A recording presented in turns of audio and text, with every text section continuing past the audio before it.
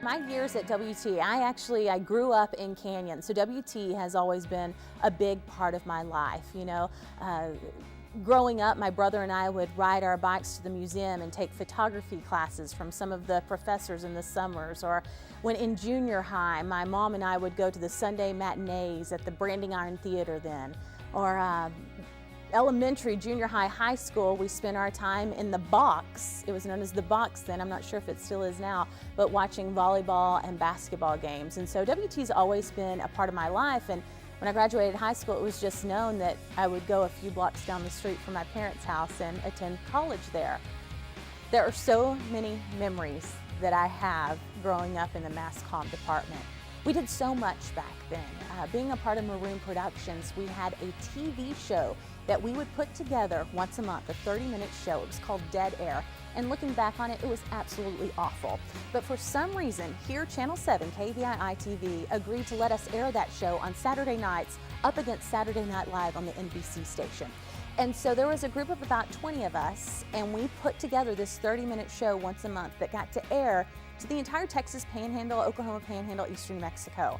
But putting that show together was a true team effort. And I kid you not, my parents would call me and say, "Where are you? What is going on right now?" Because it would be 3 in the morning and we were still up in the Fine Arts Building working on that show all the time. So a lot of my memories focus around late hours and just lots of creative fun.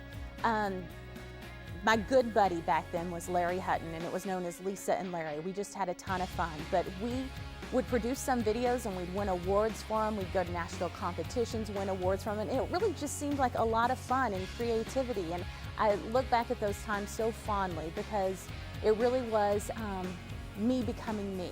And that's what happened in that program. Learning about all different parts of life, walks of life, all different kinds of neat, creative people really made me me. While in the broadcasting department, I got to meet lots of different people and work with some creative types, and there was a guy there who was doing a segment called the WB at WT, and WB was a network, the Warner Brothers network, and it was tied to KVII-TV, where I currently work. And he was the face, the WB at WT.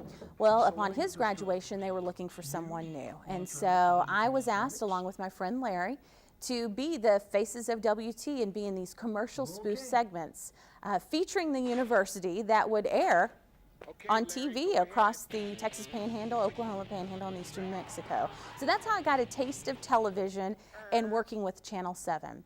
And from then on, I had developed a relationship with them that I started working here in the newsroom after I graduated.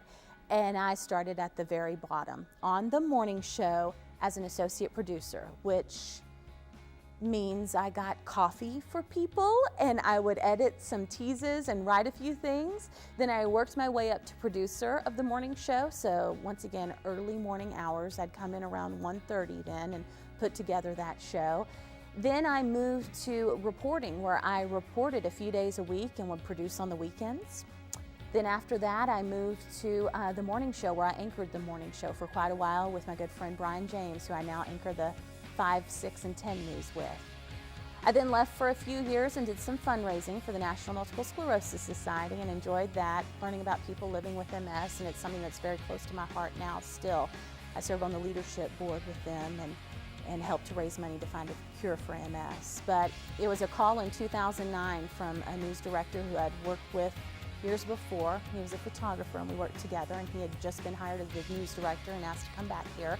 He gave me a phone call and said, "We'd like for you to come back to Pro News 7. And so I have. I've been back since then and really enjoy my role in the newsroom. I'm a bit older now than some of those young reporters, so I like being a mentor to them. I love learning about their walk of life and seeing where they end up going. Some of them are going to be some major players, hopefully one day at the network level, I hope. We've got some real talent here. But I like that I'm a part of their life and get to mentor and facilitate that and really just be a part of the news process. It's fascinating every day. Every day it's something different.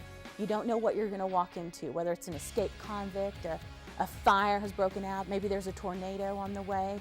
It's just an exciting job, and there's no other place that I want to be.